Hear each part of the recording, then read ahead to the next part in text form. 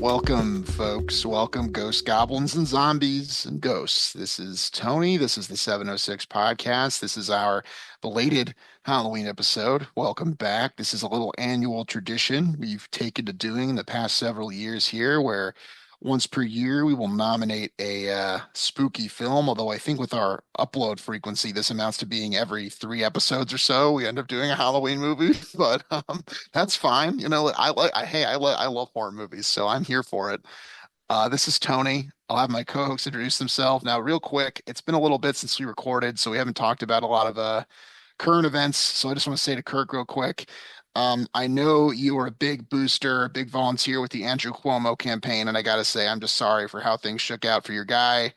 And look, I think this is a moment when we should all be talking about anti-Italian discrimination, which with this movie, I'm sure will have ample opportunity. But Kirk, do you have anything to say about your boy and how they did him dirty this time around?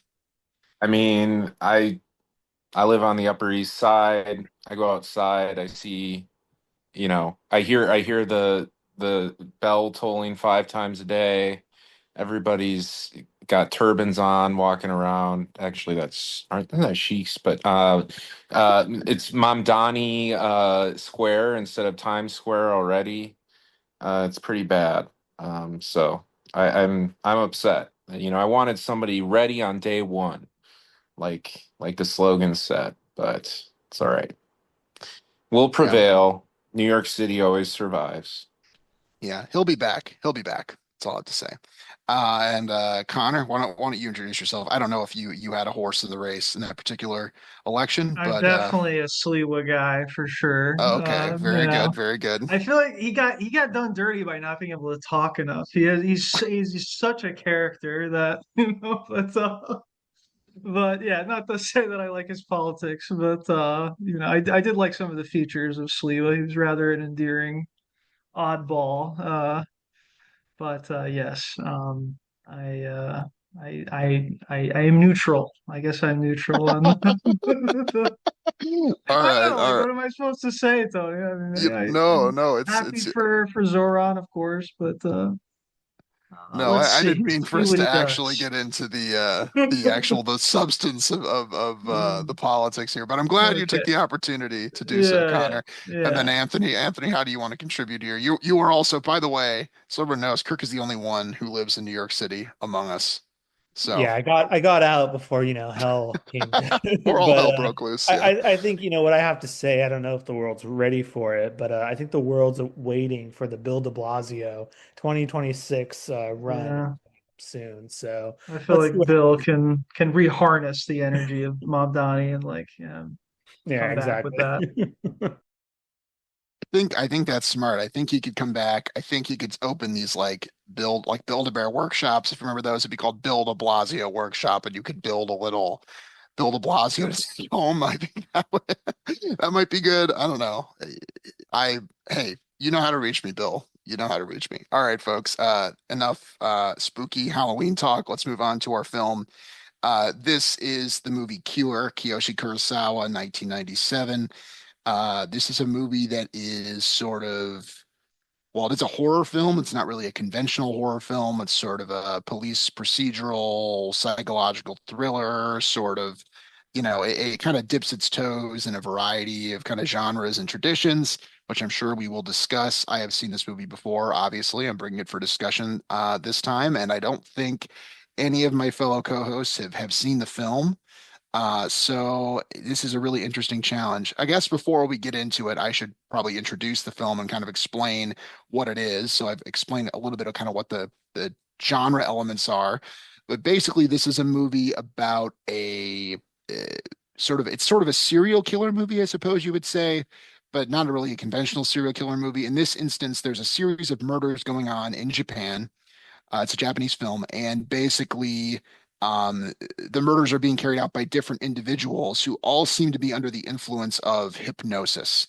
They're basically These murders are being carried out by people who are not ordinarily violent people. They're people with no history of violence. They're totally normal people, and these murders are sort of unexplained. And people who carry out the crimes seem to remember what they were doing and they were clear-headed and cogent while they were doing it, but they don't really have any reason for why they did it. It's just something that sort of happened. So as the movie develops, it kind of comes to light that there is a particular gentleman named Mamagi who has been hypnotizing people into doing these acts. And the movie follows Takabe, who is the detective who's trying to basically figure out what's going on and sort of the cat and mouse game that plays out between these two characters. And their dynamic kind of forms the kind of the central, kind of the spine of the movie and kind of the heart of the movie. So that explains basically the plot. But I think that there's a lot more to this movie than just that simple description. I think it's a lot kind of more it's a lot weirder and more, I don't want to get into my whole spiel. So anyway, none of you have seen it. So I'm going to start with, you know what? I'm going to start with Kirk. Kirk, what did you think of Cure? I'm throwing you to the wolves here. I know it's a tough assignment, but go for it. No, I appreciate the trust, the faith in allowing me to go. You know, it's a tough one. It's a tough one to consider. I could feel kind of a guttural reaction that was very similar to the reaction I had when we did the cachet episode, towards the end specifically.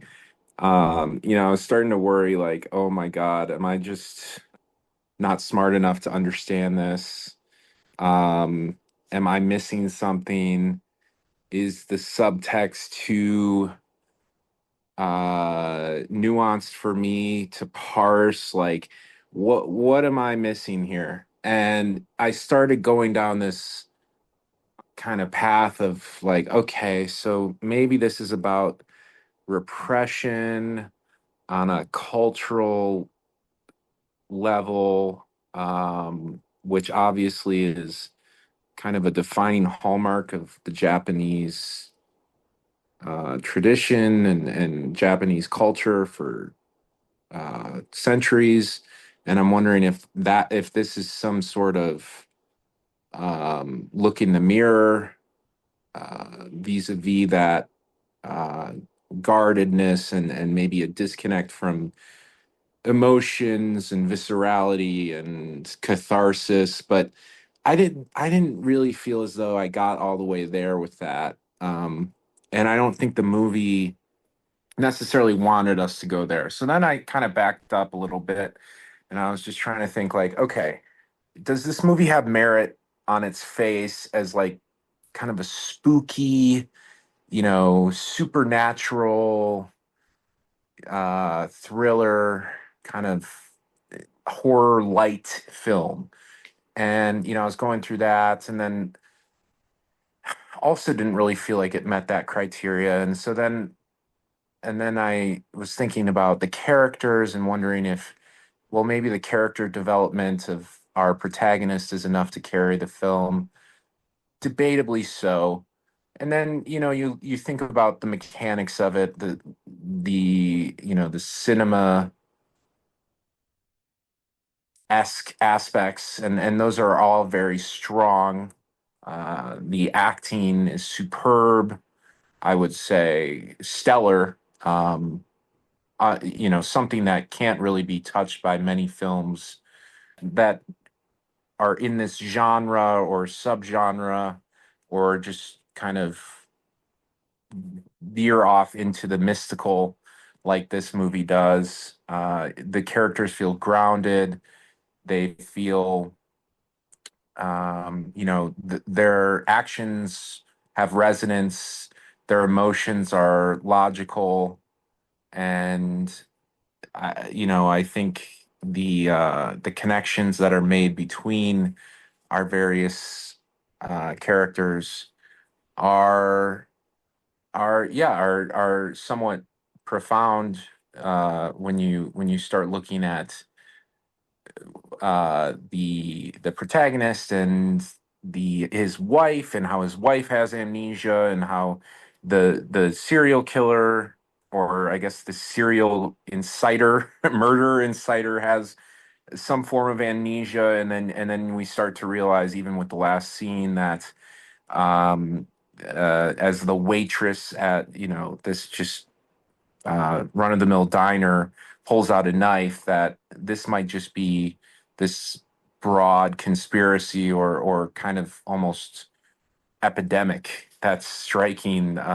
metropolitan Tokyo. And so it does kind of loop back in on itself, and it feels like we stop veering off course a little bit and we come back towards the main road at the end.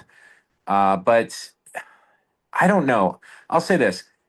I'm always one to talk about quality of life when viewing films. I think it's one of the most important things for me. If I hear that motherfucker ask one more question to a in response to a question, I'm gonna fucking shoot that guy myself. I'm gonna go track him down. Probably works at a 7-Eleven now. He's like 58, Miyamaya or whatever his name is. I am going to kill that guy in real life because holy shit, was that so annoying. And he has amnesia, but it's also like he's this mystic figure that we're supposed to be confounded by, and I guess that makes sense, right? Because that's what he does to the characters in the movie. But I just felt like at a certain point, I was kind of over it, and uh, I guess my own feelings about hypnosis and its validity kind of crept in too. It's clown science. Like hypnosis really doesn't have any and hold any weight in the hard sciences or even in the soft sciences. It's kind of a joke, but I don't think this movie is purporting to say that hypnosis is this all-consuming force. I think it's more about, the development of this idea that's kind of carcinogenic and takes over people and spreads. And I guess I just don't know what that idea is in like an allegorical sense. Like what is being transmitted between these people. And maybe I can lean on my co-host for that. Just some quick notes. I love the shout out to Monkey Shines. This was a Halloween episode. We saw a monkey, or it might have been, I don't know, maybe it's not a monkey per se. It's just I'm using the colloquial term. And what else I wanted to say? Oh yeah, something that really irks me, and I wonder if certain directors do this. They have these images that they want to show off, right? They're very fancy, artful images, right?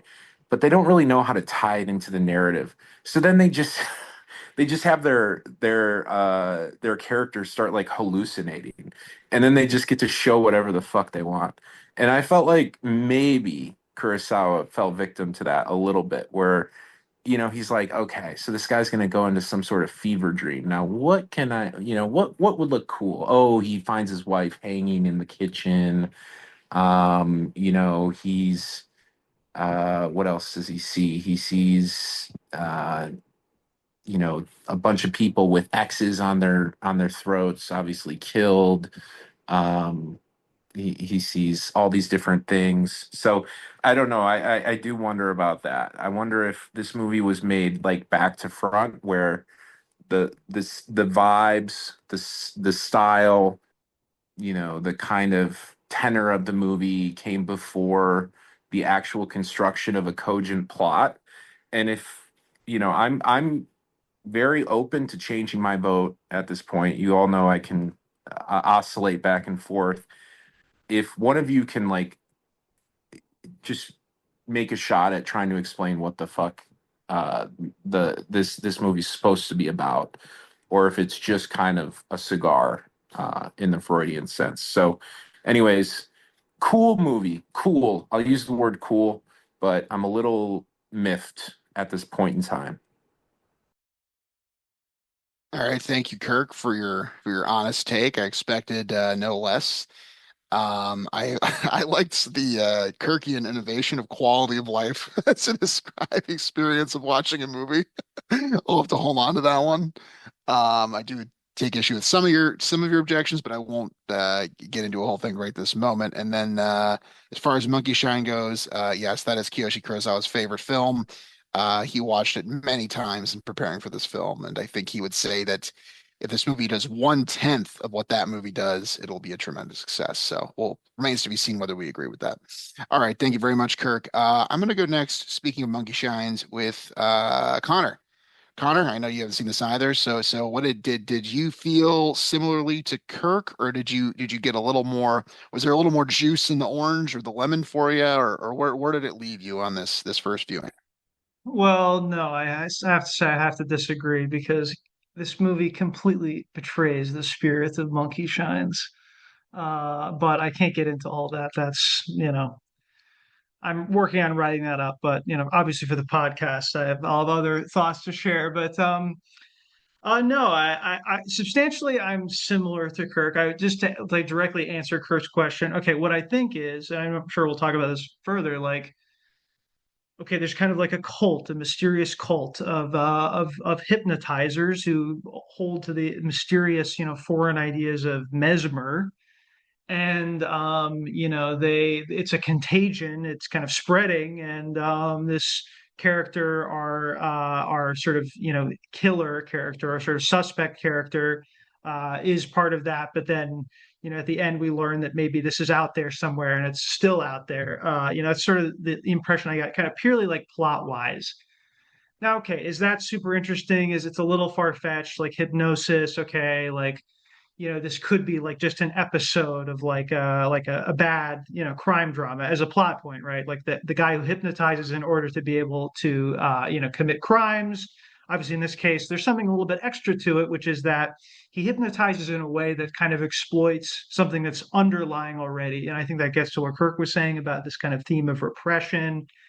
Just imagine the scene. Think of the scene early on where the detective is picking up his dry cleaning, and there's a guy next to him, and the guy's like swearing under his breath, and it's kind of this like idea of like the salary man, who's kind of a ticking time bomb. And I think that's sort of like a motif that runs through it, not just men but women too. And I think that's definitely something that's going on. I think it's definitely kind of the thematic sort of core of the movie as a theme and as a general idea. The other kind of big aspect of it is this cat and mouse game between our protagonist and the villain. And of course, it's like Batman and Joker.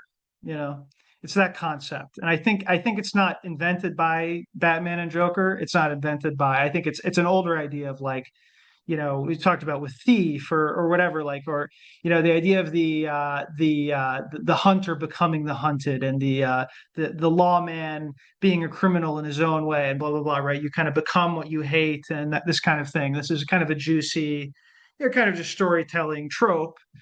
Obviously this movie makes particular claims, but I thought that was it was a bit like played out. It was a bit like not, it didn't like blow my mind. I want to kind of see, I think there's something there, but I wasn't completely sold on it, per se, because it is kind of like an already existing kind of trope.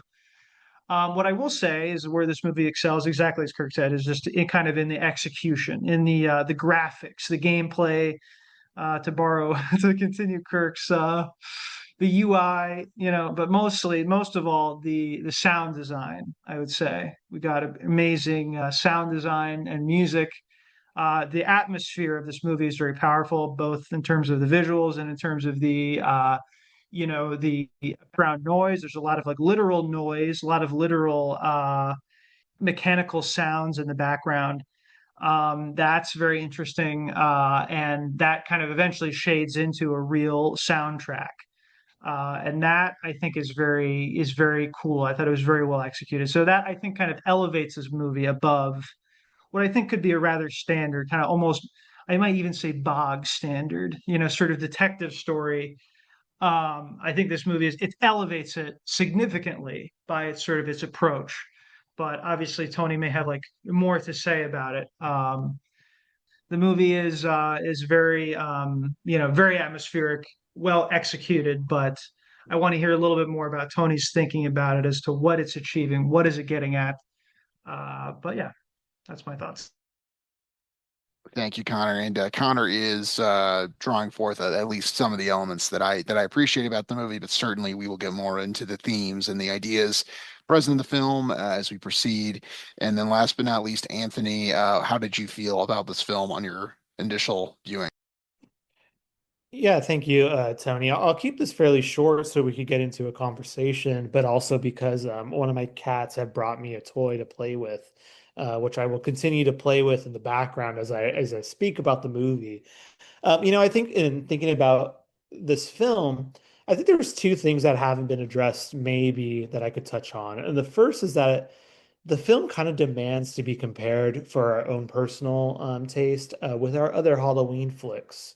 And so for me personally, when I was watching this movie and thinking about our kind of Halloween tradition, or what we try to keep as a tradition, I have to say I did enjoy this movie more than like Monkey Shines, maybe less so than Scooby-Doo and the Witch's Ghost, which featured the fan favorite Hex Girls, and we remember from a year or two ago, maybe even yeah, about a year or two ago. But okay, so thinking about this movie, I have to say is something about it that you put two detectives together and you give them this kind of creepy, odd, mesmerizing case. And I am such a sucker for this type of story that in the early going of the film, I had a sensation I haven't felt since maybe the first season of True Detective. And that when the kind of initial murders happen, we see the X and we see this kind of hint of something that seems to be kind of other natural, supernatural even. I was 100% with the movie.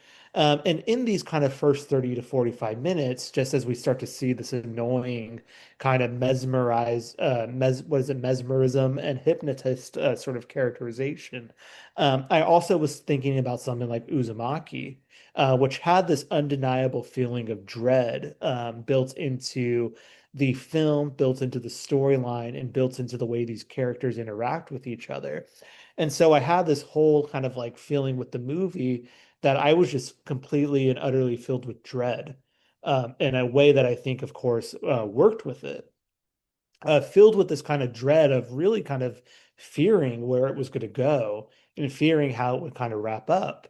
And I bring all that up because I think the real heart of the movie that did work for me was the main detective's relationship with his wife, which is a really kind of sour, sad kind of state of affairs. This woman who seems to be suffering from a condition that he eventually locks her away from. But before we get to the part where he puts her away, like their actual relationship as it's depicted on the screen seem to contain so much underneath the surface and seem to contain so much information. The way he's talking about how they should take a trip as soon as he finishes the case, which seems like just such a simple way to hint at kind of this want to escape or this want for themselves to escape. I thought was really well done and really kind of touching. One other thing I'll just comment that I really enjoyed about the movie is I wouldn't call it like minimal set, but I love the sparseness of many of the interiors. The way it does kind of feel like I don't know, scenes or glimpses or images of like high rendered like PlayStation 2 games, where you could just have a little bit of kind of furniture, a little bit of items, but not this whole shebang. Like a Silent Hill, I suppose.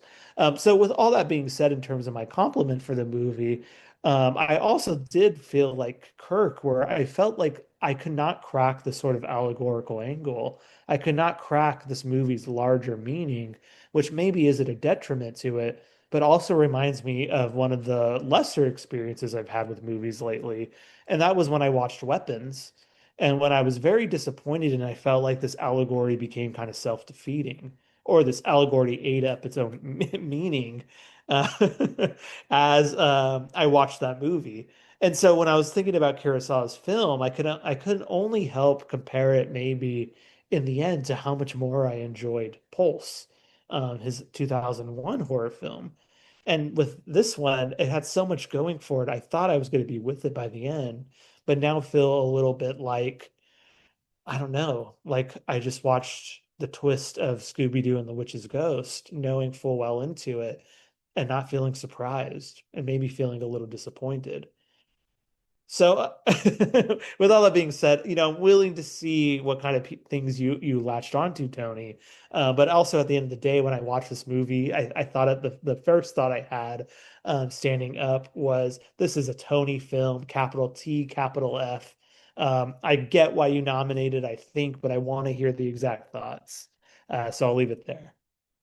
I gotta say, there's nothing worse than hearing from Anthony. Yeah, the first 30 minutes of the movie, I was wrapped. It's like, oh no, that's not what you want to ever hear. Because by the end, I realized it's actually terrible. That's how it That's I feel like I've been down this road before, but I will do my best to defend this film and beset on all sides here. I was hoping I've had at least one ally. I don't know that I do, but it's okay. And it's interesting that you all had a relatively similar reaction, which is interesting. But I will do my best to kind of mount a defense of this movie and explain what it is about it that resonated with me and kind of why I pitched it for a Halloween episode. So I saw this a few months ago and was just really sucked into it. So I think first of all we'll talk in very general terms about the idea of the movie or the structure of the movie, this idea of this. The Batman and the Joker, Chris Connor said, the PS2 game, Batman v Joker on PS2, which I think is the consensus is what this movie is. That's kind of the setup you got here. And yeah, so you have this kind of this tropey setup of there's a serial killer. And yes, okay, in this case, he's not a literal serial killer, but for the purposes of our discussion, for the purposes of the movie, he's a serial killer. And you have the cat and mouse game between him and the detective. This is a conventional sort of story we've seen 1,000 times, whether it's in film, whether it's in television, whether it's in video games, whatever. It's a tried and true kind of pulpy, even noir sort of formula. Kurosawa himself said he was inspired by a lot of American films for kind of the idea or the concept of this movie. I think, though, that the very first level to crack here, the very first angle to take is just that this is a movie that is totally disinterested in that plot. I think that if you're watching this as a conventional police procedural, you're going to be very disappointed. Now, I don't think that you guys are necessarily guilty of this, but I think that's an important thing to kind of clear out right out the way. There is essentially no like police work in this movie. There's some. I mean, you see people with dusting for prints or whatever. You see people photographing corpses. You see, photographs arrayed on a table. You certainly see interrogations, which I think are very central to the film, which I think we'll discuss the interrogations in more detail in a bit here, which certainly is a kind of police work.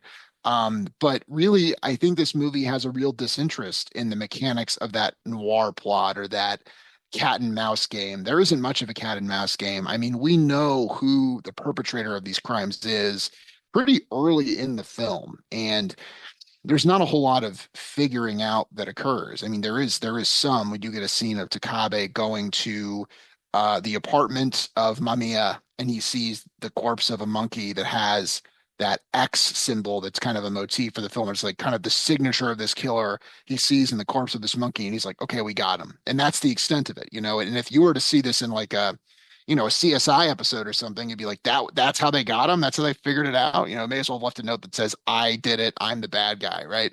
So, I mean, I don't think that's the level on which we're meant to engage with the movie.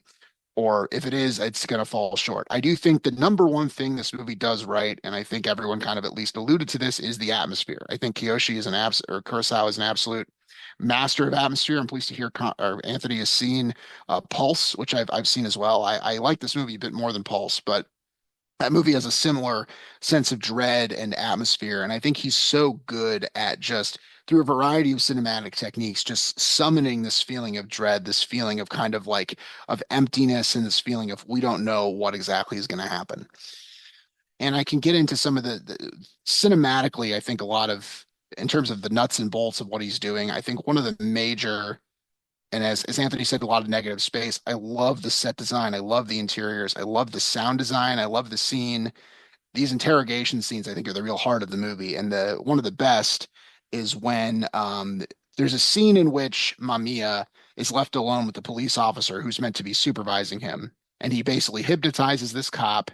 And then later on, we get a scene where the cop shoots another cop.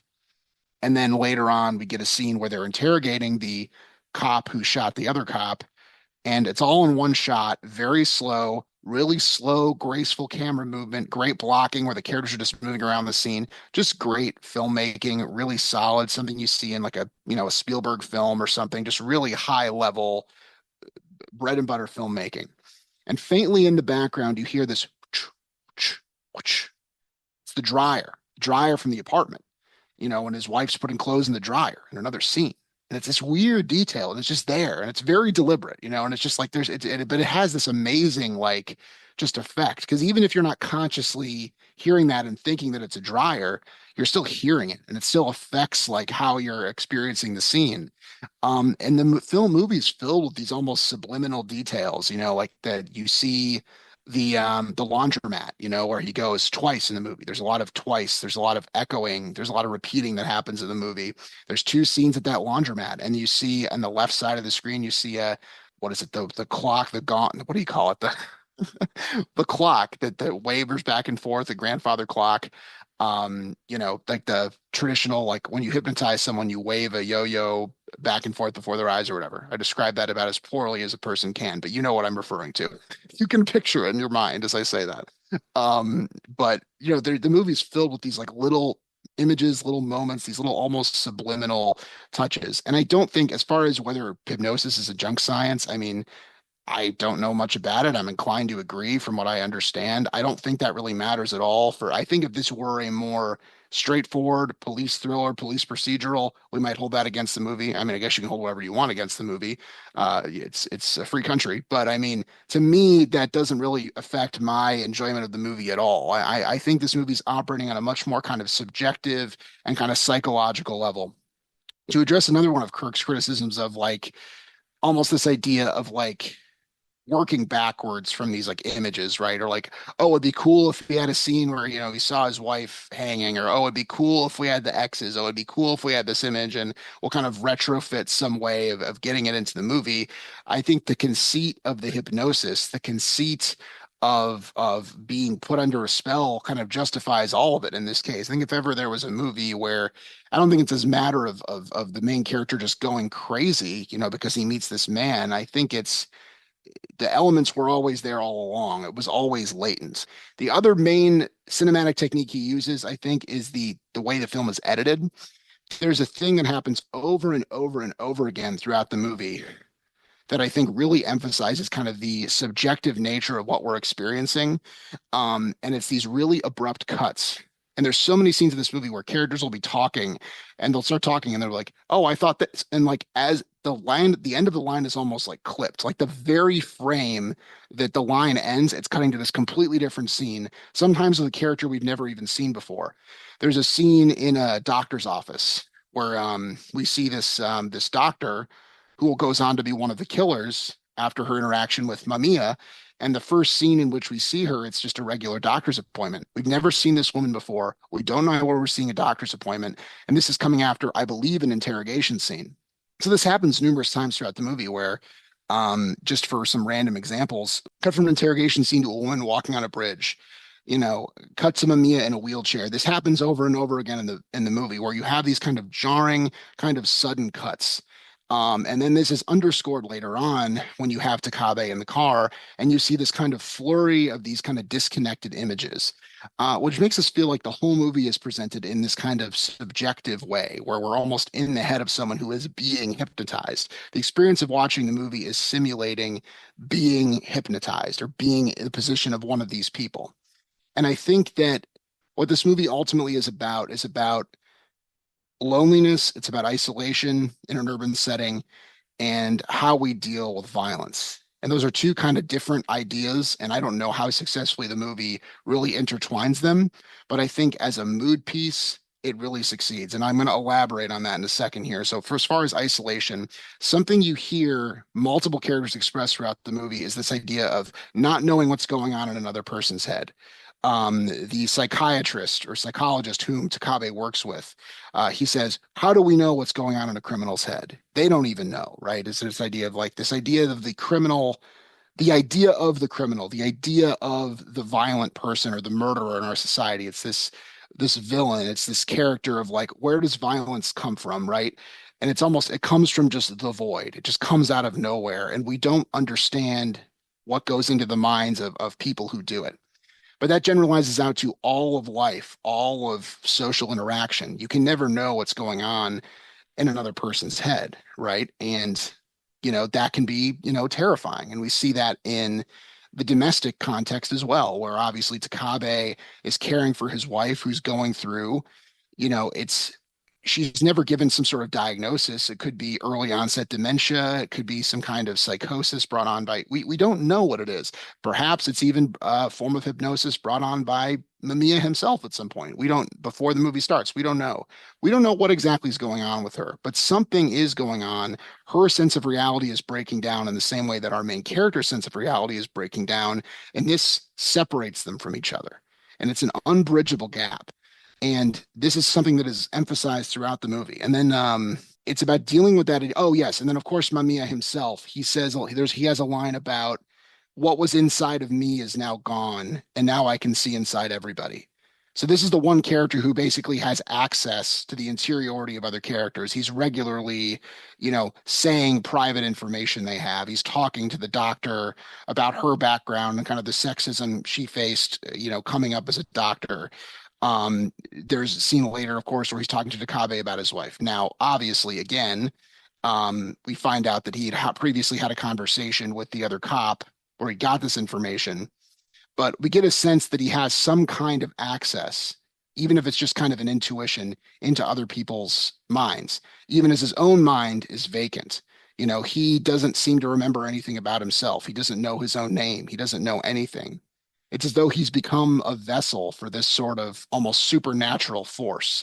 He's not even a person anymore. And by sacrificing his humanity, by sacrificing his personhood, by sacrificing his interiority, that is what allows him to access and truly know other people, which is what gives him this insane and frightening power. So I think there's that element of it, and then there's the just the idea of violence in our society and how the idea of where does violence come from? And I think the idea is just that violence is latent. We see the scene Connor mentioned in the laundromat where there's the salary man who's just kind of talking to himself and he's like fuck you, you piece of shit. Like, yeah, you tell me to put the papers away. He's having this, he's like rehashing this argument from his work, and you can see him just simmering with rage, and you just know that like in his actual day-to-day life or in the actual office setting, he's not like that. He's probably passively just kind of dealing with whatever he's expected to deal with. And then in this private moment, he kind of vents and kind of lets off some steam. And then, of course, our main character, Takabe, who is just this boiling cauldron of just repression and stress about his wife, which just explodes out of him in this spectacular interrogation scene in the very surreal cell in which Mamiya is sequestered. He's given this almost like cave-like cell where the walls almost look like clay or something, and it's very big, and it's just this really cool, kind of minimal, kind of surreal space. And you see him almost with very little prompting, just kind of go off about his wife and his situation. Like, yes, my wife is a burden, and like no one ever said that. He's just kind of coming, he's just unloading this. It's like, yes, my wife is a burden. Yes, I know. Yes, and it's like it's people like you. It's people like you that make life hard. It's society that makes life hard. And it's the idea that like all of our violent impulses, all of the hatred and evil in our society, we kind of offload on these characters or these figures who kind of just embody evil, when the evil is really present, in ordinary people, in all of us every day, which is the whole reason for the hypnosis conceit. It's the whole reason why the murders are all carried out by these random, quote unquote, good, ordinary people, right? And I guess it's a philosophical question to the extent we think that to what extent is an, ordinary person capable of such acts? Probably not very, but like it's a sliding scale, right? There are shades of gray in our world. The separation of good and evil might not be so hard and sharp as we might like to think. Anyway, so that was a very kind of rambling, long-winded way, and I don't know that the movie necessarily ties all these ideas in a very neat tidy way, but I think these ideas are there. And I think there's a very powerful atmosphere that draws me into the movie and gets me thinking about these things. I particularly taken with the climax of the film, where Takabe and Mamiya finally have a showdown, which in its way is very anticlimactic, where Takabe just shoots him like 5 or 6 times. It's an incredibly dreamlike, surreal moment. He's in this like mysterious building. It almost feels like we're not even in the real world, that it's in some sort of metaphysical plane, that we're somewhere in his mind. And I feel like at that latter stage of the movie, the last like 20 minutes or so, I think our sense of reality is so just upset and we're so disoriented by everything we experience that I don't know what is meant to be literally happening and what is going on in his head. And I think that sense of disorientation is intentional. And I guess you can say that's lazy or it's easy or whatever, but I don't find that to be the case. I find it enthralling and a very disquieting, those final scenes in particular. So this is a movie that like I'm not a person who believes that you should have to fight with a movie. Like if you're just watching it and you're not vibing with it and you're not enjoying it, there's nothing I'm going to say that's going to retrospectively change that. But I think that if you're vibing with the atmosphere and the scenarios and the mise en scène and the music and the tone, then these things might start to kind of unfold a little bit for you. And that's kind of how I felt about the movie. So anyway, those were kind of all my thoughts, kind of all at once. But I don't know if any of that made it like Kirk, for example, did that make does that make sense as far as an intent, as far as a theme? Do some of those things resonate with you, or does it feel like I'm just kind of grasping at straws from what you're based on your experience though? Ah, Tony. I, I'm sure, the director had a very coherent vision for what the movie is. I'm kind of being a little unfair by characterizing it as something that was, made in reverse. I think, he's convicted by the belief that this is a story that needs to be told. And I'm sure there are elements there where it's like, yes, the salience of loneliness and violence and in a society that's, so compartmentalized and repressed. What is that? How can we bring that story, how can we bring that metaphor to the forefront in a way that is very disquieting for the viewer? And I think, it is disquieting, right? Like this film does have it is affecting in that way. And there are like I enjoy scenes more than I enjoy looking at the trail of the film because I just found myself wanting to learn more about the antagonist, wanting to see more of that relationship that Anthony lauded of the cop and his wife. I thought that was the most compelling piece of the movie. I don't understand where the amnesia comes from. Miyamaya, is that his name?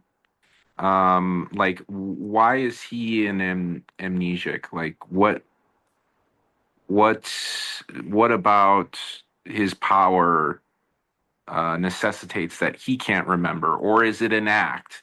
Because to me, it felt like an act. I never really believed a word he was saying. I always believed that he possessed evil intent, but I guess you could view the character in a multitude of through a multitude of different lenses, saying like he got caught up in something, he was researching something that he was, passionate about, and then it overtook him, and then he became the victim to it, or like he's like the psychiatrist says in the film, like a megalomaniac. And I think I automatically went to that, paradigm. So I'm a little curious. Maybe my understanding of the movie hinges on the villain, to really truly understand what the fuck is going on. So I'm curious what the other Yeah. co-hosts have to say. Yeah, I think that's a good point. And I think he is such a central figure. I mean, I see him on there's the plot level and then there's the obviously like thematic level. I think on the plot level, and it's open for interpretations in both domains because of this is a very kind of subjective movie or a movie that very ambiguous movie, I guess. On the plot level, I think he is like the vessel for this like supernatural force essentially, and that he's been hollowed out. On the thematic level, I think the idea is that the only way it's basically an impossibility to access other people's interiority. So he has lost his own humanity. So it's like an impossibility. It's basically to illustrate that it's like essentially it's like an impossibility. So this guy like cannot exist. It's only this force that can do this, I guess. But anyway, I've talked enough. All right. Connor, what are your thoughts on all of this? Well, I can take it further, Tony. I'm gonna kick it up another notch. This is all a meta filmic thing as well. You see, all great movies are about movies.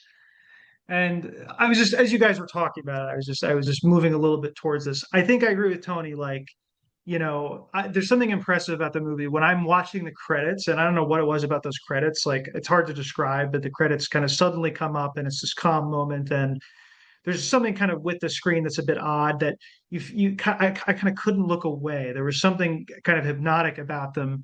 I think there's lots of moments like that. There's lots of things like in the background, these sounds, the movie is hypnotizing you too. So it kind of occurred to me like, okay, it didn't make me want to kill my wife. I don't know if it failed, in that sense, but like, is the movie itself trying to do this? And what also makes me think about that is, the kind of the revelation of what this is going on. Like my like, kind of head canon, if I'm writing the Silent Hill 2 like wiki synopsis of this, I would say that like he discovers like the mysterious man who is like somehow related to Mesmer. He's like a disciple of Mesmer, obviously by many generations removed in Japan. He's the one who created this mysterious movie about hypnotizing a woman, and we see him only, he's kind of behind the camera, so to speak. So we get this idea of the filmmaker being kind of behind the camera. We get this idea of, and also, so the filmmaker also is anonymous to us, but the filmmaker is interested in other people, is interested in us, in characters, in our world, whereas he is kind of mysterious in his own way, like, Qua as director of the movie, right? And what also gives me that idea, kind of as a little like clue to that, is that when they go into, again, very Silent Hill 2, the kind of abandoned asylum, which I'm making fun of it, but it's really cool. It's an amazing kind of point for the climax of the movie. And he goes into this one room, which seems to have been like the doctor's office, back in like the turn of the 20th century. And there's this Edison, a gramophone kind of thing that's playing. I don't know what kind of thing, but I think it's almost like a tape that it's playing. But and it plays this like distorted sort of speech.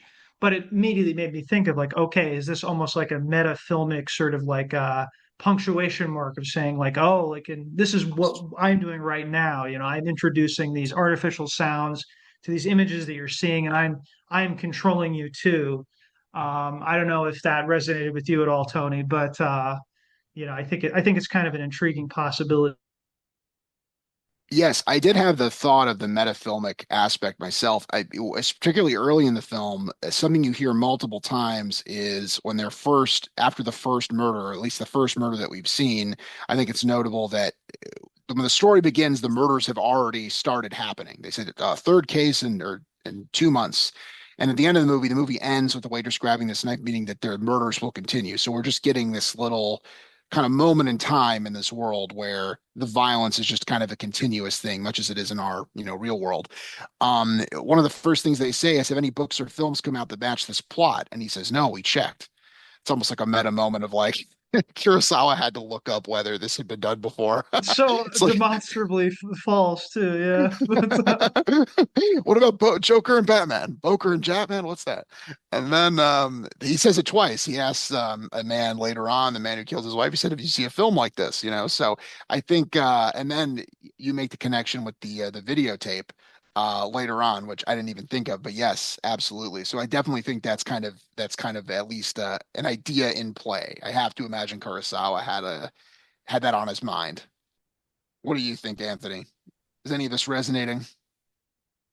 I'll pull it away from maybe the meta filmic angle for a moment, unless you have something else to add. Um, but I'll go back to maybe what Kirk was talking about, and then what you were adding, and had I've been thinking about, but what you were adding, Tony, in your initial kind of review or encapsulation of what drove you and what excited you about the film.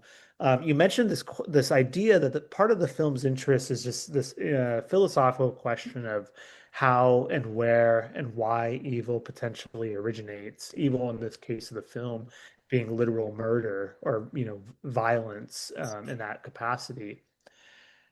And I was thinking in the early moments of the film, in the early parts of the investigation, before our investigator meets up with our culprit, we have these kind of true detective-like moments, these kind of typical canonical detective with meets the more grizzled, cynical kind of counterpart. And this cynical counterpart, Sakumara, I'm probably butchering that name, has all these kind of doubts about our lead's attempts to kind of solve the case. Our lead who's trying to understand a motive, psychological reasoning in the traditional American criminal minds sort of sense.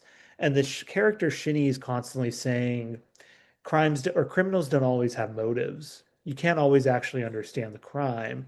He even has all these kind of underpinning philosophical ideas of, oh, people like to think the devil made him do it, or they claim the devil made it do it, as if you can't explain it in psychological terms, your only possibility is this religious or spiritual explanation, but you simply want an explanation.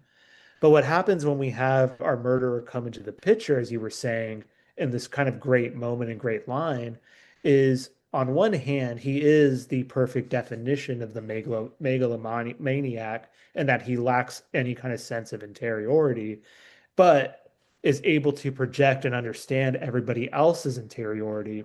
It's as if he's a psychologist himself or an analyst. He's doing what the detective, as a lead, actually wants to do, which is understand people's motivations, their traumas, their backgrounds, and understand why they're capable of doing things. Okay, so I'm spelling it all out like that because as you were talking and as I was thinking about that and how this murderer is drawn this way, or our main culprit is drawn this way, is I kept thinking about this famous kind of moment from Werner Herzog, where he talked about how, in his eyes, and it's something that Adam Curtis, funny enough, has also shared and commented on, but he said, when we look back in human history, one of the great errors of humankind will be the rise of psychoanalysts and psychology in the 20th century. And that you yourself, according to Herzog and so forth, should not actually want to understand yourself. And that to truly understand people and other people, to try to diagnose them, to try to understand their mind, actually is a recipe for evil and other kind of downfall down the line. And I was thinking, is Kieran making this kind of point? Is this something along that line? Is our murderer who is so capable of reading other people that he's able to compel them, if you want to think about it non-supernaturally, that he's able to compel them because he knows their minds to do these evil acts? Is that sort of a kind of direction? And then if that's true, then what is the answer? That we just shouldn't understand ourselves? That we shouldn't think about ourselves too much? Is this movie making a commentary about how we have no human connection? That we need that kind of connection with each other to overcome this? I don't really know. And maybe I just want a little bit more optimism in this kind of sense. Or maybe I'm just trying to make myself and convince myself that this hypnotism sort of subplot is not lame in my own head. Because I hear this stuff and it reminds me of when you watch like Transit or something and you're like, wow, that sounds so cool. I wish I saw that movie. And I have that feeling here. I wish this movie was Silent Hill 2 all of a sudden. I wish I did have that resonance in a way. But anyway, I don't know if any of that made sense or offered anything, but it's just kind of what I was thinking about. I like that reading of the idea of him as an analyst or him as a psychotherapist, and we do see a young book. I don't remember the name of it in his apartment. So I think that that's certainly there. I think that's an interesting angle here. But yeah, I guess by the according to the text of the movie, we would have to say that it is bad, which I don't know. That might go a little farther than Kurosawa may have intended, but it is an interesting angle to explore. It is a bit pessimistic, although I feel like the movie is more the idea that violence is just something that is just kind of a fact of life or a force of nature. Whether we want to analyze it or not, like whether we want to understand the motivations or not, it will happen. It has always happened. It always will happen. Yeah, but let me Um, just ask one question before you continue, right? But this is part of, I think, the movie's logic. Would these murders have happened without our main culprit actually supposedly hypnotizing these people? Would they have actually committed their like evil deeds? Like, because if so, then that's like a whole different like part of what the movie could be getting at. Then I think, if evil is truly part of life, then he should just be kicking them into gear. But he seems in some ways to be literally the driving force of it. I mean, that's just the way. so yeah, I mean, I think in the movie, I mean, I think he is causing it. So it does get, does the metaphor maybe break down? I don't know. Is it perfect? I don't know. Yeah, yeah. But also, if men just went to therapy, right, this wouldn't happen, right? I mean, couldn't they somehow deal with their problems? Isn't psychology a little bit more than just like hypnotizing people? I mean, they allude to that with the doctor at the beginning, right? Who I think is more of an encouraging figure, So, on the other hand, you could read it as like people are not introspecting enough, right? Because they don't understand themselves until it's kind of too late, and they sort of explode. But I don't. Yeah, I mean the repression I think is part of it. I mean the fact that Takabe, sees his wife as a burden. I mean he does. He says as much, which no one supplies him with that word. That's the word he uses himself, but he doesn't feel, and he even says, I keep it all inside. He might not use that exact phrasing, but he basically says like there's no one I can talk to about this, which is, I think, partly why he is drawn back to Mamiya, why he keeps wanting to see him. I mean, part of it is sort of, as a Batman is drawn to a Joker. I think Jung said in the archetypes, Batman and Joker are Jungian archetypes, of course, as we all know. But I think he's drawn to him, in a way because this is the one venue where he can see this side of himself or feel these feelings, which kind of brings us to the end of the movie. And yeah, again, I'm like, what are we to make of this, right? It's like, obviously this has a bad outcome. This movie has an ending that is to kind of transition. I don't want to derail the conversation because by all means we can keep talking about this, but this is natural segue here. So the movie has kind of an insane ending, or an ending that when I first saw the movie, I was like, wait, what? What just happened? There's this crazy shot towards the end of the movie. After the climactic moment is where Takabe kills Mamiya. Mamiya, right before he dies, makes this X sign, which is kind of his like his staple, his signature. And then Takabe finishes him off and shoots him like half a dozen times. We see, I forget her name, but Takabe's wife wheeled out in a wheelchair, and she looks very dead, like she's been dead for a while. And she has the X carved in her neck, as all the murder victims do. And then we get this scene at the diner where Takabe is sitting, another echo from an earlier moment in the movie, where this time he finishes his meal. He looks very calm. He looks very at ease. And then we get that final moment with the waitress grabbing the knife to indicate that the cycle is going to continue and that this violence, this cancer is kind of continuing to spread, and that killing Mamiya didn't really solve anything. And perhaps the implication is that Takabe has become the new host. He's become the new vessel. He's become the new Mamiya. He has this force inside of him now, which I think is what's signified by that final gesture of the X. So the implication then being that by his interactions with Mamiya, he then killed his wife, and now he's happy that he did, and that was the release. That was the cure, I guess, he needed, which is certainly a very bleak and pessimistic read of the movie. I don't know. Was that how did you guys read the ending and then the final sequences of this movie? Was that your emotional takeaway, or were you, like on my first viewing, mostly just kind of bewildered by those final few shots and scenes? Well, you talked about all the echoes in the film, and I mean, the movie opens with a woman reading the tale of Bluebird, right? So a kind of famous folk horror story, if you want to call it that, of a man murdering his wives until finally a woman is capable of reading the situation and escaping.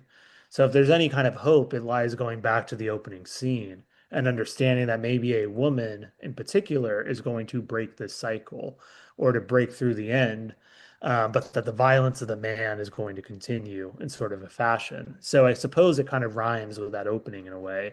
And if you go back to that opening, maybe there's a little bit of room for hope in that capacity.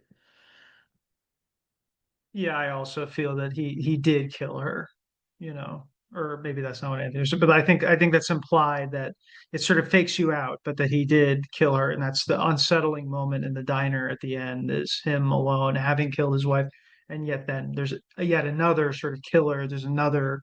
I'm not sure if he's like the host or not, but there's another force. Yeah, maybe that may very well be actually. I think that actually, no, now I'm thinking about it. I think that's right. That like he hypnotized the waitress in some way. I don't know, but yeah, yeah. Anyway, All I don't right. know, guys. I don't know. It's just like I feel like we're making interpretations of a Ouija board moving in a monsoon, and that's just it's like yeah, we who knows, right? Like maybe what are we meant to believe? I know what I believe, and I feel like yeah, this is meant to carry on. I actually don't think his wife died. I think that was just part of whatever ephemera he's this other altered dimension or just a vision perhaps perhaps an alternative course that might have come to bear if or come to pass if he had not killed the mesmer dude. But yeah, I don't know. I think it's an interesting kind of really quick twist at the end that I do like. At least, I could see the movie ending without that, and he's just like drinking his coffee, and it's just that's the end of the movie. But I think it was a clever flourish, definitely. But still trying to understand the just certain aspects. Never mind. I'll wait until the final vote because I'll be going in Okay. a different direction. That's fine. I think I mean, obviously this is a movie that I think has like you could get into like every scene, and I think it is a movie that is, it is ambiguous by nature, right? I think there is no definitive reading of every one moment or every scene or every idea. I think there's certainly themes we can draw out of it, and I think there are things that are more likely than not the case, but I think it's still a movie that ultimately is kind of live in that zone of ambiguity, which is I think where much of the power of its atmosphere is kind of drawn from, personally, as far as my what I like and what I look for in these kinds of movies, especially horror movies.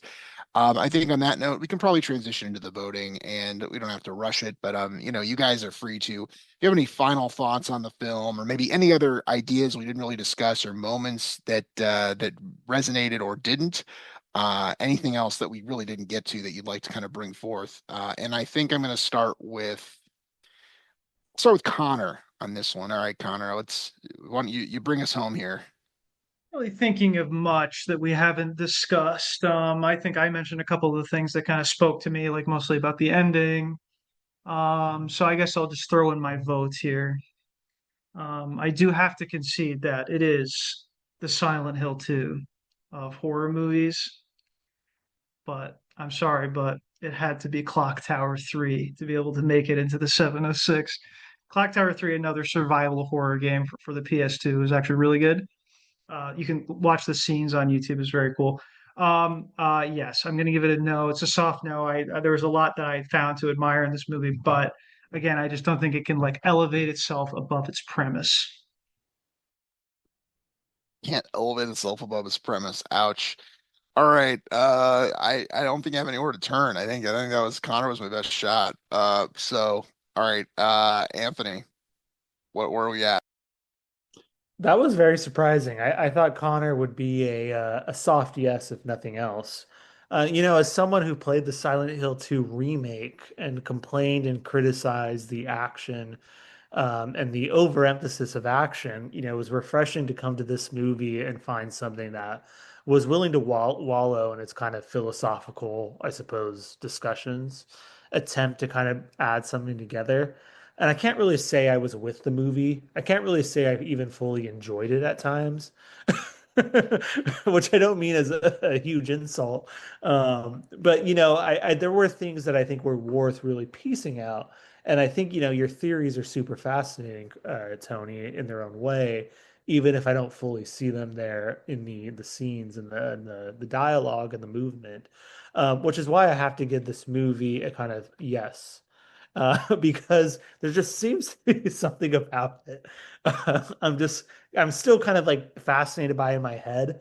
It's not a movie I'll necessarily, I think, rewatch anytime soon, but I could imagine myself coming to it down the road, a couple years down the road, and maybe reinvigorating it with some life with these kind of thoughts in my head, in a positive way, which does not always happen with a movie. So that's kind of my explanation. So in Anthony's words, was the movie good? No, not really. Did it have some interesting moments? Not particularly. Did I like it at all? No, but I'm gonna give it a slight yes. All right, I'll take it, Anthony. I'll take it. I'll take it. I'm still in this. Still in this. We're still alive. All right, Kirk. You went from plus 9,000 to like plus 1,500. Actually, The probably win like plus probability, the 2,500. the live win probability went from, Yeah. I feel like the Blue Jays right now. Or no, Yeah, no, no, exactly. maybe the Dodgers. I think I'm the Dodgers right now because they it didn't look good for them. All right, Kirk, let's Right. find out what I am. Let's just lay it on me. I won't. N- No, one thing I don't think we talked much about is I just whenever I see a Japanese film, I hope that it's based in Tokyo because I'm fascinated by the city, if you can even call it that. It's like made up of what, 16 different cities to form the biggest metropolis in the world. And we don't ever see. I actually looked up the beach that they were at. We don't ever see, something in the exurbs of Tokyo like that. A beach that's kind of akin to maybe what Coney Island would be if it didn't have the Hep C and the tattoo parlor. But it was a really cool kind of look, and it gave the movie a spatial element, and that's where I do operate when I watch films. Is I think if this movie had not had a specific um, location, if it had not been embedded within a region, a culture, um, geographic matrix, right? Like I wouldn't have appreciated it at all.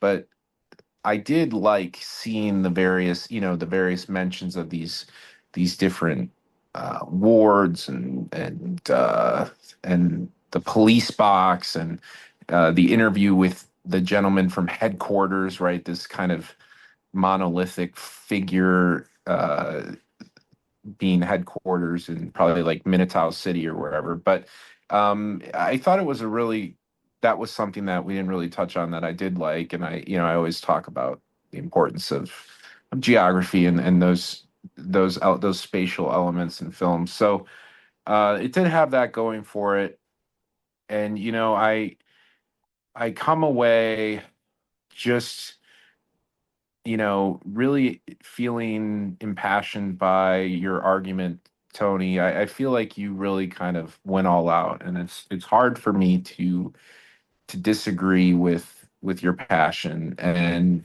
you do make some solid points. I think the fact that we had a good discussion here, granted, I kind of was took a back seat just to not feel like I was overstepping in any logical bounds that I often do take in other episodes. I appreciate that this movie can stimulate this kind of conversation. So though I don't think it can make the list.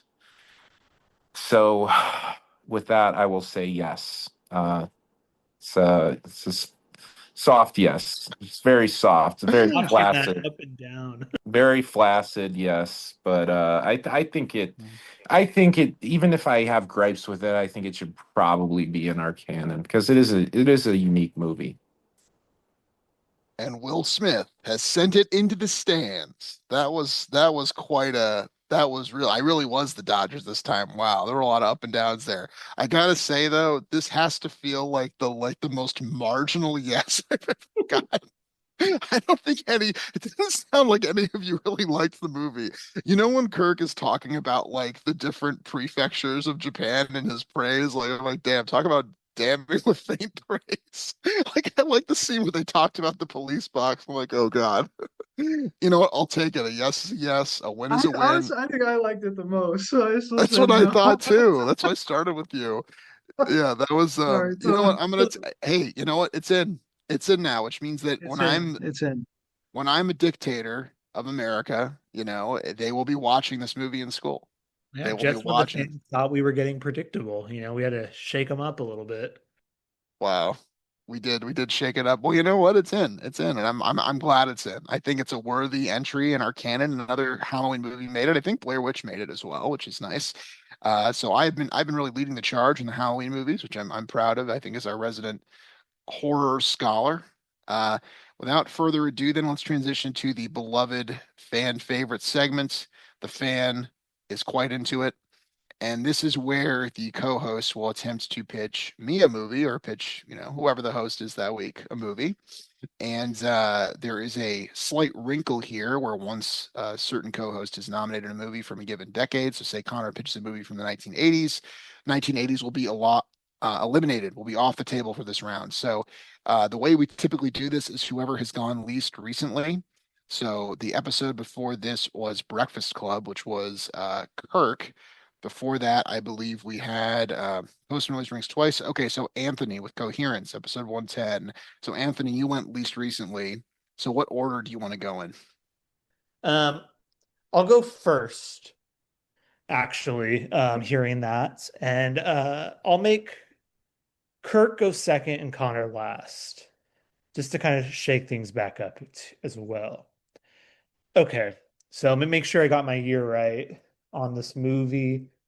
Okay, it's been a while in my head since we've done a kind of straightforward drama, a straightforward, good-hearted drama. And for that reason, I'm nominating 1980s Atlantic City, directed by Louis Malle, starring Susan Sarandon and Burt Lancaster.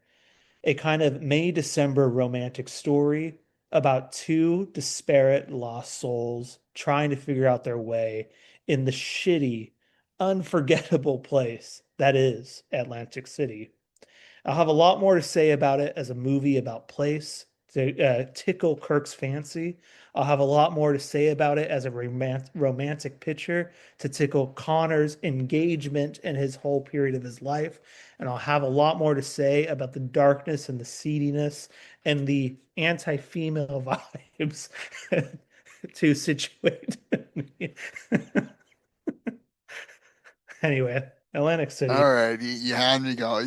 I'm interested now for sure. So who'd you say next? Kirk? Yeah. All right. I don't know. I'm not really feeling it. There's nothing that is jumping off the page. Ugh, I feel like there's probably an opportunity here to go in like the documentary route or a comedy. I just don't know. I don't know. I can, that's funny. I could, I have not hosted a shit post episode before. I might be due for a shit post episode. Um, that's why I'm going to nominate the 1996 romp Carpool, starring what is this? Tom Arnold, ex-husband of Roseanne. Uh, some other people, Rhea Perlman, she was in Matilda, I think. Just a great cast of characters. Rachel Lee Cook is a kid in the movie. It's a it's a film about a gentleman who is robbing a bank and needs a car, and he hijacks a carpool, a minivan, where basically of kids that are carpooling to school, and they go on, a big adventure throughout the city. I don't know where it's located, but it's somewhat fun. It's creative. It's funny. And here's the thing. I'm trying to think. There are certain films like uh, what's a good example? Films that are just very much there's one setting for the film. Like what's that movie with Tommy Lee Jones and Morgan Freeman? It all takes place in a single apartment. This is that kind of film because it all takes place in the car. There's some interest there. It's almost like what phone booth with with Colin Farrell or speed. It's like that, right? When you're in a car with somebody, you take that metaphorical but also literal journey, and you're hoping that something magical happens, and in the end, it does. There is a shootout scene at a Sizzler Steakhouse. I don't know if it's called Sizzler Steakhouse, but the Sizzler buffet chain, which I think only exists on the West Coast now. We used to have one near me. Rip in peace. Pretty funny stuff. So I'm just going to nominate Carpool because I don't think we've really done a comedy, a good old fashioned '90s era comedy. I can show you what my early childhood was like. You all were in diapers still, but this is '96, so an interesting little corner of the entertainment timeline there. Why why is it a shitpost? I mean, it's. Oh, I forgot to mention it's directed by Akira Kurosawa. So no, it's I don't know. It's probably like 23 on Rotten Tomatoes, and it's starring Tom Arnold, and it's like you can you can infer from that. But All right, interesting. Okay. Um, Connor, close us out. What do you got for us this time? So I believe 80s and I've 90s been are off I've the been table. contemplating a little shit post of my own, but it's not super speaking to me. So I'll go to I'll go to my standard roster movies I want to watch with you guys that I haven't managed to get picked yet. And the one that's speaking to me right now is 1946 Orson Welles' Lady from Shanghai. I know what you're thinking. I don't know about this one, the cultural sensitivity wise. And there's some elements of that. Obviously, it's not like airtight, totally sensitive portrayal, but it's sort of a globe-trotting sort of story of intrigue, of a femme fatale, a sort of down on his luck sap who ends up kind of tangled in this web of conspiracy. Just a very classic noir movie, obviously, kind of elevated. Maybe not a noir, but maybe some people described it that way. But sort of elevated by the very, very interesting directorial choices of Orson Welles. It's kind of like not necessarily a Welles story, but it's a Welles approach to a Hollywood story. And it's a lot of fun. It's a really cool, very memorable movie for me. I think it stands out as one of my favorite kind of classic black and white sort of drama films. And yeah, it's nothing, too out of the ordinary for what you know from me, but I think it would be an interesting watch. I think again, it's a chance to revisit the greats and yeah, have a little bit of reflection about where Hollywood has been, where films have been, where they're going. I think it could be fun. Thank you, Connor. This is a relatively unusual situation in that not only have I seen none of these movies, I haven't even heard of two of them. Never heard of Atlantic City. I've never heard of Carpool. So Connor's film, again, I haven't seen it, but I think I have a somewhat of an idea of what to expect based on my kind of pre-existing knowledge and kind of know Connor's tastes. The other two, I really have absolutely no idea. So Anthony, what is it about this movie that really draws you in? What inspires you about it? Yeah, well, I'll say this as a maybe a justification to begin with. The other two films is Connor gave a little bit of a kind of disservice to how actually exciting and memorable The Lady from Shanghai is as one of the great ending kind of scenes, and I think that kind of crime noir genre. or kind of tradition. It has Orson Welles and with some of his worst accents across a film ever done, in which he switches from like an Irish to an Eastern sailor to a transatlantic that doesn't make sense. Very, very fascinating stuff. And Rita Hayworth gives one of the great femme fatale performances. So I really do like that one if you've never seen it.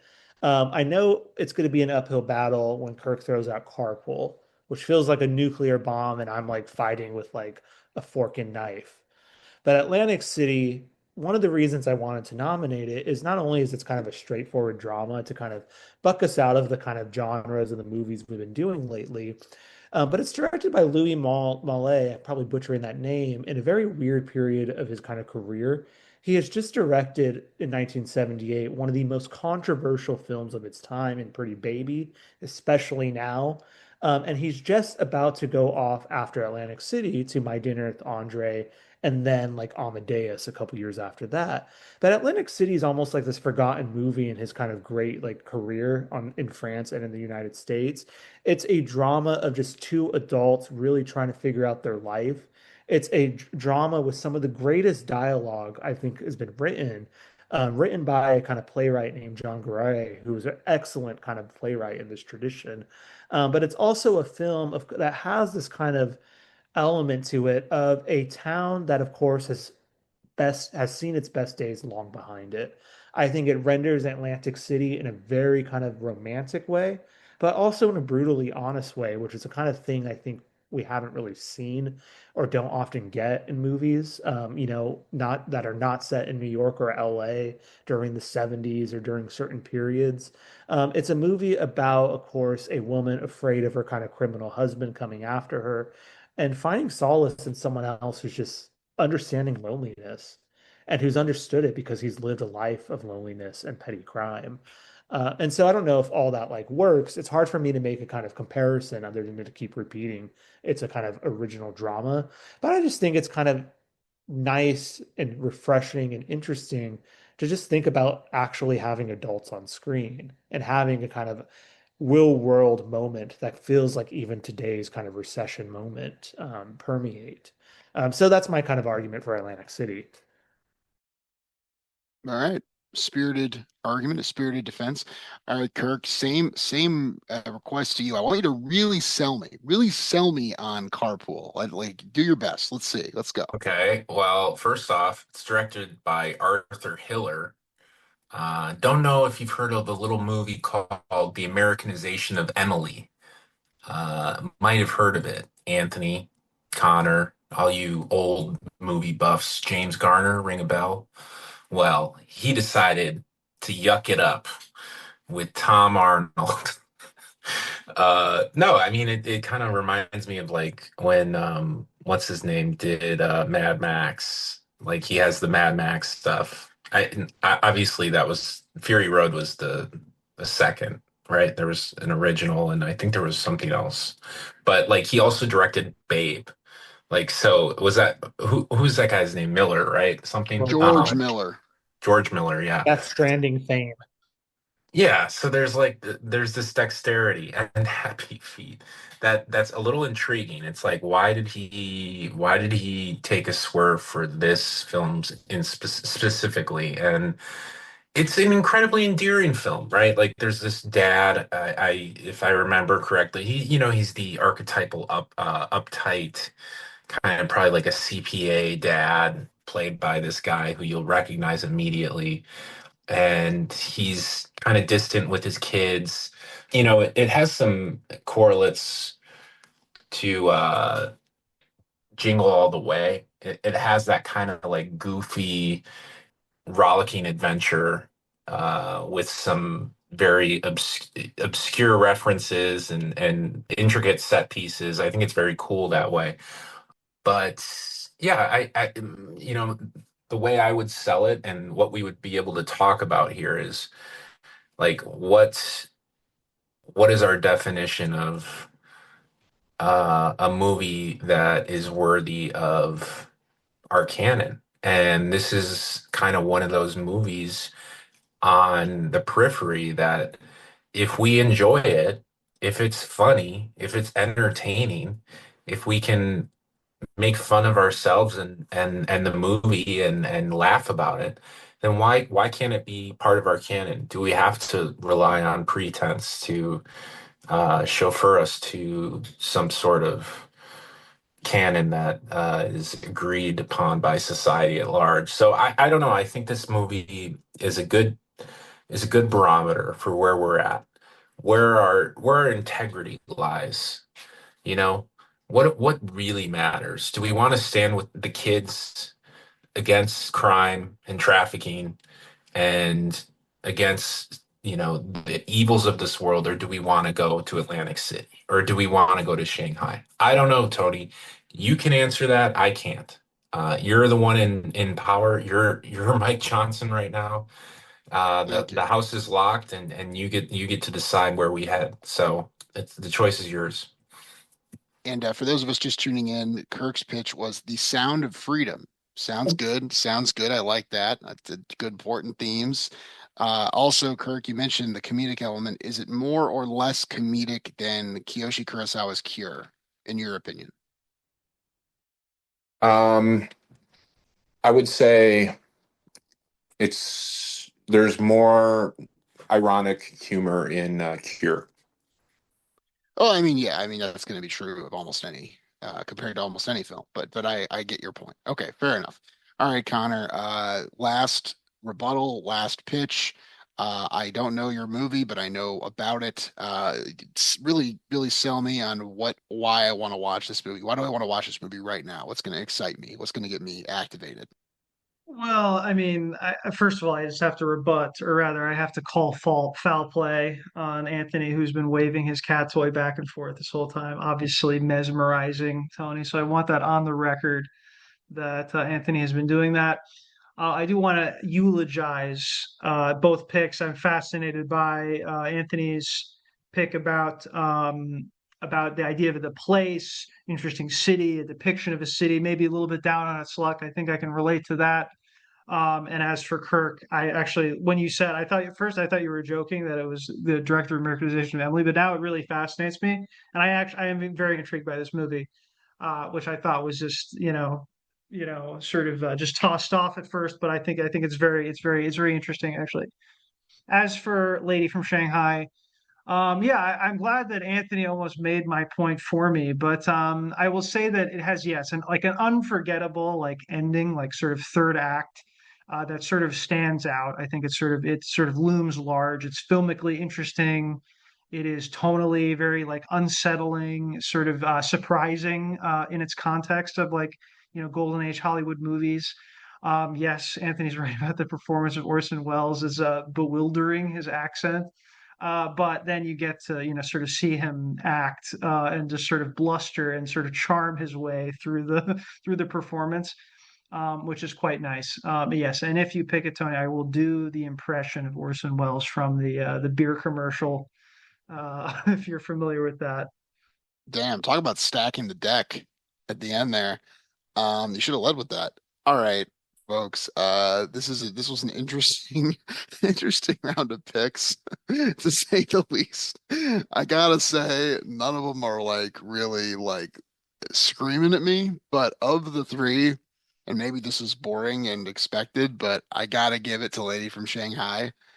I'd love to do another Orson Welles. I think, we obviously did Citizen Kane, and which is the obvious one, but I'd love to delve more into kind of his filmography. And I feel like other than Citizen Kane, a lot of his movies are like kind of, under discussed. He's certainly not a one-hit wonder or anything, but I feel like people don't talk about a lot of his other movies. And I know Connor will bring some great context and insight. And I think we also need to go back to the past a little bit. So, which is my fault as much as anybody's, but I think it'll be a good episode. So, what do you have to say for yourself, Connor?